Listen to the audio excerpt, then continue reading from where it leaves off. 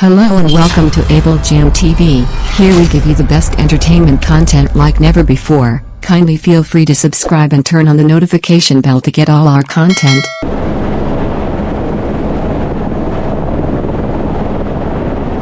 I received a call around 4 p.m.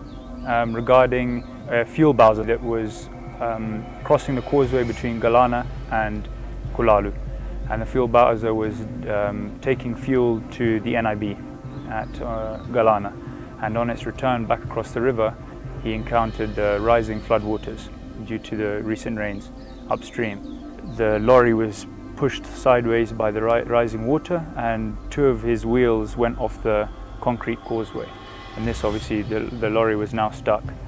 At the time help was called for, a tractor came from NIB, but by the time the tractor arrived to help pull the truck out from where it was wedged, the water was continuing to rise, and at that point the water actually pushed the truck off the concrete causeway onto its side and into deeper water now, and the tractor was unable to get anywhere near, wasn't even able to enter the water because of how high it had risen now, and the tanker was now on its side and the water was continuing to rise up the side of the bowser.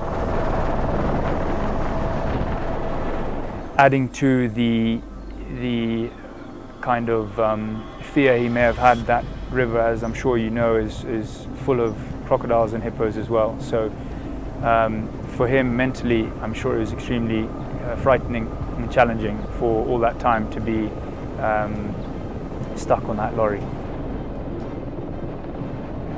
So at around 4:30 we received a call from our field manager at Galana.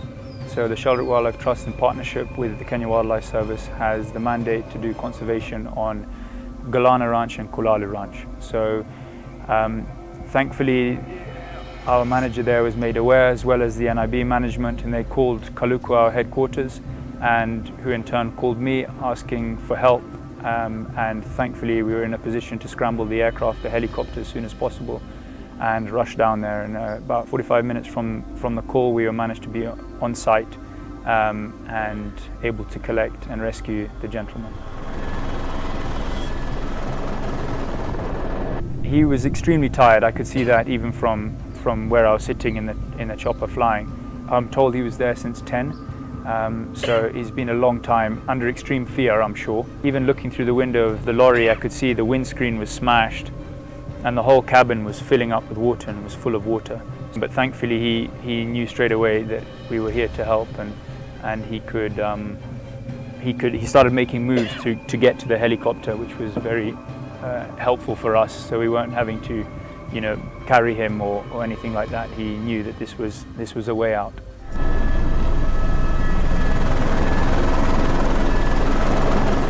It required concentration because there was quite a few factors going on, including a crosswind from my left side, which makes everything a little more twitchy, but also the moving water underneath is a disorientating thing when you're trying to hover so still. So I was having to focus on the truck very intently, so I wasn't moving away too far. So the other gentleman in the helicopter that helped with the rescue was actually my younger brother, and he was with me at the time of the call, so he quickly jumped in and came down with me, and he was strapped in with a harness that we sometimes use for like darting operations of wildlife and all that, and that harness was strapped into the helicopter, so he was able to get out the chopper without being too restricted like a seatbelt, but still have the safety of not being able to fall into the river or anything like that. So while I was hovering close to the truck, I was mindful that now I could see out of the corner of my eye, he's gotten off the helicopter now. So now he's attached to he's standing on the truck, helping the gentleman into the helicopter. But I'm mindful that he's standing on the truck, but he's still attached to the helicopter. So if I drift ever so slightly left, I'll pull him off the truck and into the river, and he'll be hanging below the helicopter. So I was having to really I was really trying to concentrate to keep that distance the same and height the same distance between the helicopter and the lorry so that I could give him time to help the gentleman into the chopper and get in himself.